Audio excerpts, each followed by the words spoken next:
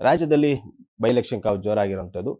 ಈಗಾಗಲೇ ಬಿಜೆಪಿ ಮತ್ತು ಕಾಂಗ್ರೆಸ್ ನಾಯಕರು ಕೂಡ ಗೆಲುವಿನಿಗೆ ಸಂಬಂಧಪಟ್ಟಂತೆ ಪ್ರಚಾರ ಕಾರ್ಯಗಳನ್ನು ಕೂಡ ಆರಂಭ ಮಾಡಿರೋದು ಇನ್ನೇನು ಮುಗಿತಾ ಬಂದಿರುವಂಥದ್ದು. ಸದಾನಂದ ಗೌಡರು ಕೂಡ ಬೈ ಎಲೆಕ್ಷನ್ ಪ್ರಚಾರದಲ್ಲಿ ಭಾಗಿಯಾಗಿದ್ರು. ಅದ್ರ ಬಗ್ಗೆ ಮಾತನಾಡಲು ಮಾಜಿ ಸಿಎಂ ಆದಂಥ ಸದಾನಂದ ಗೌಡರು ನಮ್ಮ ಜೊತೆ ಇರುವಂಥದ್ದು. ಸರ್, ಬೈ ಎಲೆಕ್ಷನ್ ನೀವು ಹೋಗಿದ್ರಿ, ಯಾವ ರೀತಿ ಇದೆ ಸರ್ ಟ್ರೆಂಡ್?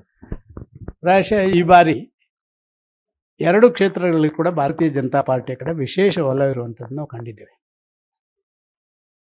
ಕಾರಣಗಳು ಏನು ಅಂತ ಹೇಳಿದರೆ, ಆಡಳಿತ ಮಾಡ್ತಾ ಇರುವವರು ಮತ್ತು ಅಧಿಕಾರದಲ್ಲಿದ್ದವರು ಇವತ್ತು ತಾವು ಏನು ನುಡಿದಿದ್ದೇವೆ ಅದಕ್ಕೆಲ್ಲ ತಿಲಾಂಜಲಿ ಕೊಟ್ಟು ಹಿಂದಾದಿಂದ ಹಿಡಿದು ಇವತ್ತಿನ ವಾತಾವರಣದಲ್ಲಿರುವಂಥ ಪರಿಶಿಷ್ಟ ಜಾತಿ ಪರಿಶಿಷ್ಟ ಜನಾಂಗದವರಿಂದ ಹಿಡಿದು ಎಲ್ಲರನ್ನು ಕೂಡ ಟೇಕನ್ ಫಾರ್ ಗ್ರಾಂಟೆಡ್ ಅಂತ ಮಾಡಿ ಈ ಚುನಾವಣೆಯನ್ನು ಎದುರಿಸ್ತೀವಿ, ನಾವು ಗೆಲ್ತೀವಿ, ಏನೋ ಮೊನ್ನೆ 3 ಸೀಟ್ ಗೆದ್ದಿದ್ದೀವಿ, ಆದ ಕಾರಣ ಈಗಲೂ ಗೆಲ್ತೇವೆ ಅಂತ. ಆದರೆ ಸಾಕಷ್ಟು ನೀರು ಹರಿದೋಗಿದೆ.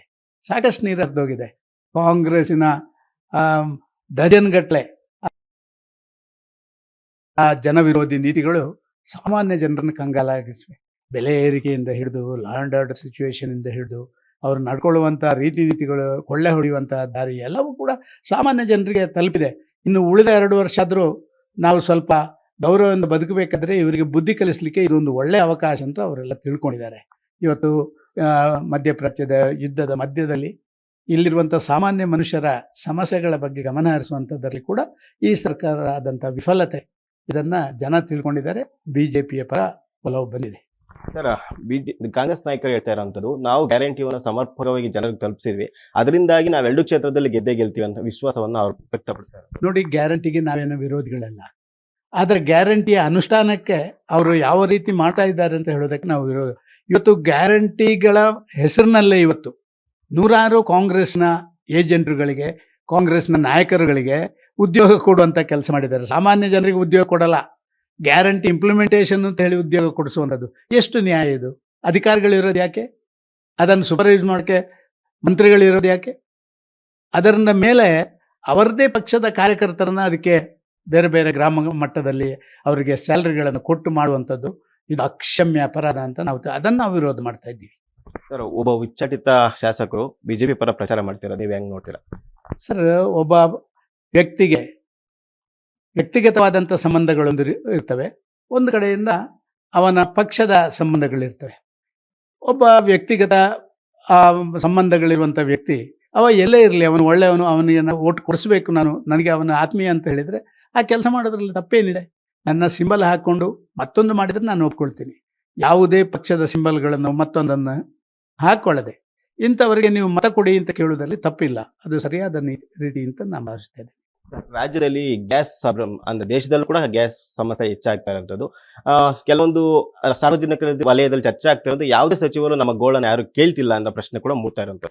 ನೋಡಿ, ಯಾವುದೇ ಒಂದು ಸಚಿವರಾಗಲಿ ಜನಪ್ರತಿನಿಧಿಗಳಾಗಲಿ ಎಷ್ಟೇ ಗಲಾಟೆ ಮಾಡಿದರೂ ಹಾರ್ಮಜ್ ಅಲ್ಲಿಂದ ಬರುವಂಥ ತೈಲ ಉಂಟಲ್ಲ, ಅದನ್ನು ಮಿಡ್ಲ್ ಈಸ್ಟ್ನವರೇ ಅಥವಾ ಮಧ್ಯಪ್ರಾಚ್ಯದ ಕಂಟ್ರಿಗಳಿಗೆ ಕೊಡಬೇಕು, ನಾವೇನು ಮಾಡೋಕ್ಕಾಗಲ್ಲ.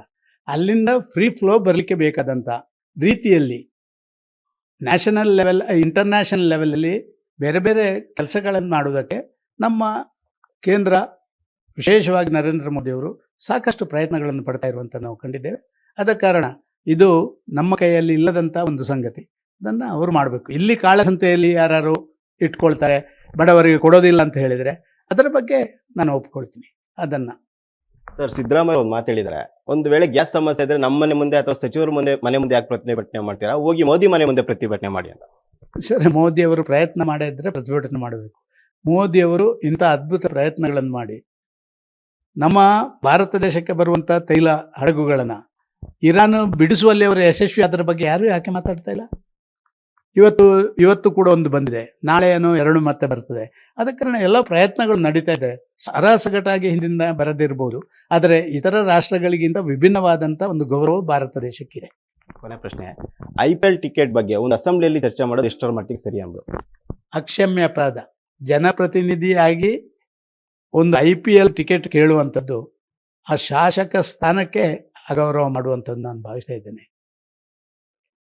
ಕೋಟ್ಯಂತರ ರೂಪಾಯಿ ಅವರು ಚುನಾವಣೆ ಖರ್ಚು ಮಾಡ್ತಾರೆ, ಒಂದು IPL ಟಿಕೆಟ್ ತಗೊಳ್ಳೋಕ್ಕೆ ಇವರು ಸರ್ಕಾರದ ದುಡ್ಡು ಬೇಕು ಅಥವಾ ಫ್ರೀ ಕೊಡಬೇಕು ಅಂತ ಹೇಳಿದರೆ ಇವರಿಗೆ ಈ ಫ್ರೀ ಬೀಸ್ ಅಂತ ಹೇಳಿ ಈಗ ಅದೇ ಆಗಿಬಿಟ್ಟಿದೆ ಇವರಿಗೆ. Thank you sir. ಇಷ್ಟು ಮಾಜಿ ಸಿಎಂ ಆದಂತಹ ಸದಾನಂದ ಗೌಡರ ಮಾತು. ಕ್ಯಾಮರಾ ಪರ್ಸನ್ ರಾಜು ಜೊತೆ KS ಮರ್ತಿನಾಯಕ, ಫ್ರೀಡಂ ಟಿವಿ, ಬೆಂಗಳೂರು. ಕ್ಷಣ ಕ್ಷಣದ ಸುದ್ದಿಗಳಿಗಾಗಿ ಫ್ರೀಡಂ ಟಿವಿ ಸಬ್ಸ್ಕ್ರೈಬ್ ಮಾಡಿ, ಲೈಕ್ ಮಾಡಿ ಹಾಗೂ ಫಾಲೋ ಮಾಡಿ. ಹೊಸ ಸುದ್ದಿಗಳ ನೋಟಿಫಿಕೇಶನ್ಗಾಗಿ ಬೆಲ್ ಐಕಾನ್ ಮೇಲೆ ಕ್ಲಿಕ್ ಮಾಡಿ.